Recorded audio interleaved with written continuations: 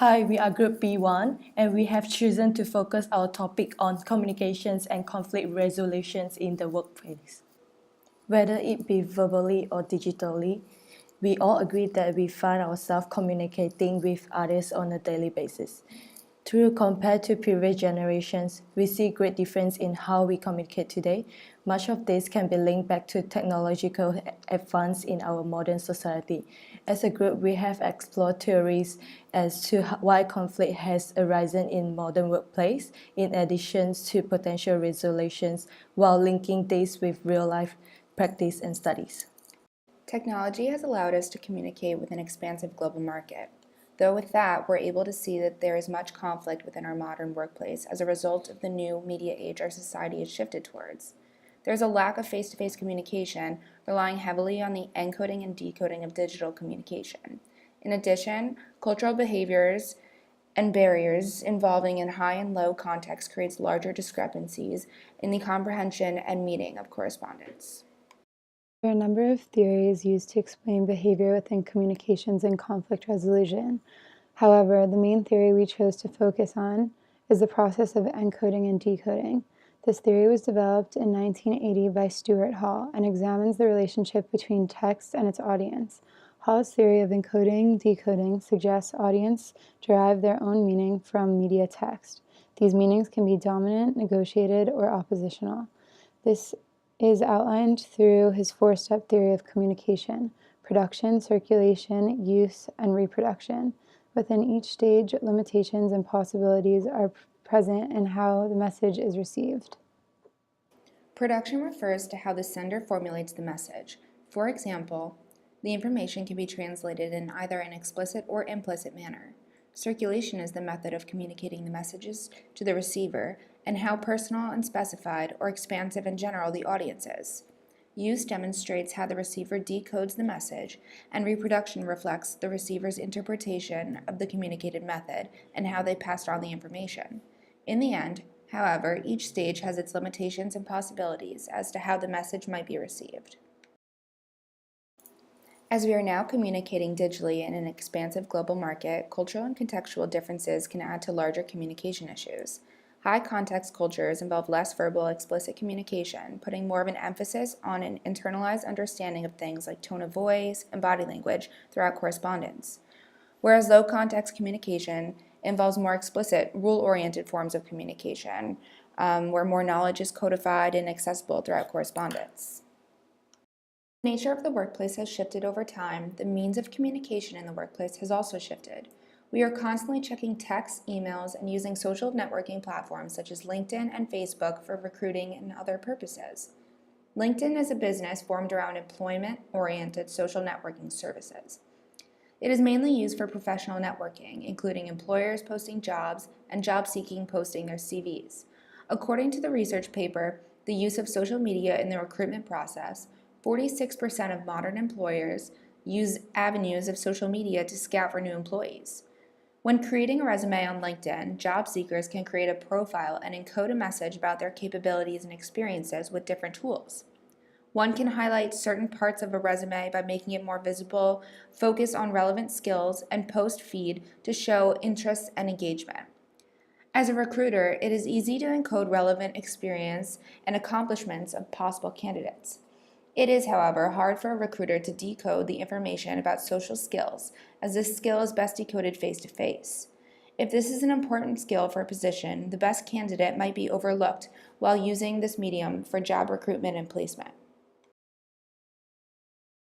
When people find themselves in conflict, their behaviour can be described along two basic dimensions, which are assertiveness, the extent to which the individual attempts to concern his or her own agenda, and cooperativeness, the extent to which the individual concerns the other's agenda. There are 5 conflict handling modes to explain the behaviour within conflicts in respect to the degree of cooperative and assertive. They are competing, accommodating, avoiding, collaborating, and compromising. The TKI assessment is ideal for conflict management as it helps identify conflict handling styles and helps to learn how to choose the appropriate conflict style for any situation. Many individuals have a clear preference in mode, which means they rely heavily on the modes that they have already developed more in skills. Competing refers to an individual who pursues their own concerns at another person's expense, implying assertive and uncooperative. Accommodating is unassertive and cooperative, the opposite of competing, where the individual neglects their own concerns to satisfy the concerns of the other person. Avoiding is unassertive and uncooperative. The individual does not immediately pursue their own concerns or those of the other person. They do not address the conflict, usually postponing an issue until a better time. Collaborating, both assertive and cooperative. Collaborating involves an attempt to work with the other person to find some solution which fully satisfies the concerns of both, a win-win situation.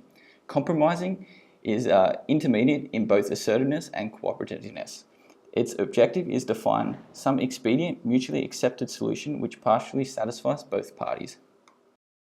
This is a sample profile of the Thomas-Kilmann conflict mode assessment. The assessment is both easy to administrate, taking roughly 15 minutes to answer the questions and an hour for interpretation by a specialist. The sample TKI scores shown above indicate the range of conflict handling modes one uses in the kinds of conflicts they have faced. The scores are arranged in descending order by percentile, with the highest score indicating the most frequently used conflict mode.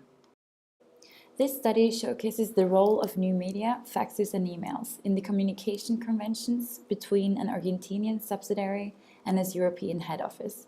Additionally, it highlighted the conflicts that arose from the globally adopted identity imposed by the head office and the socially constructed identity sustained by the subsidiary.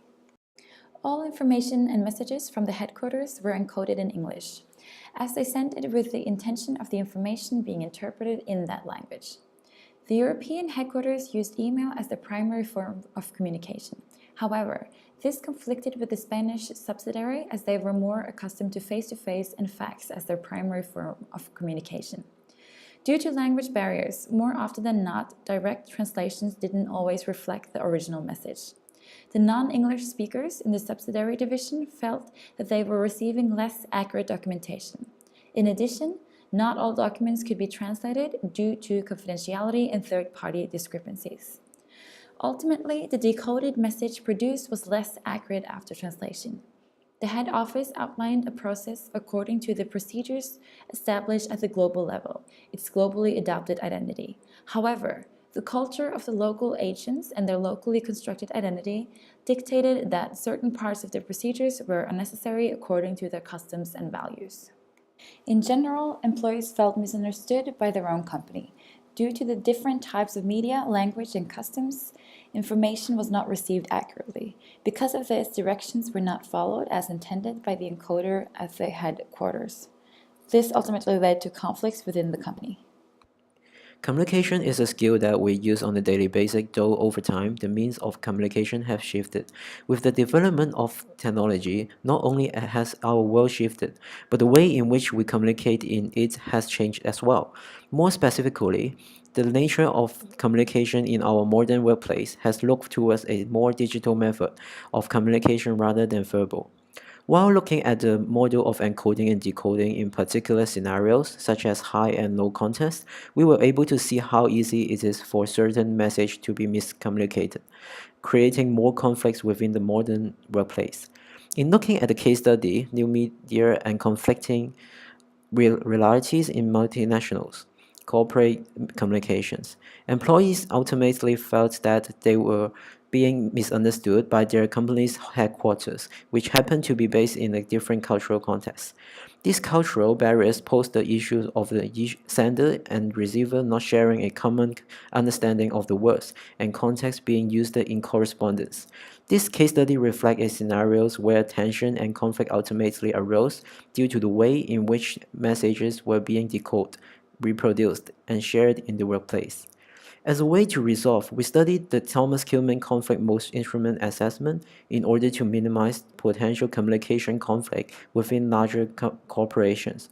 It helps identify conflict handling style and assist those in learning how to choose the appropriate conflict style for any situations.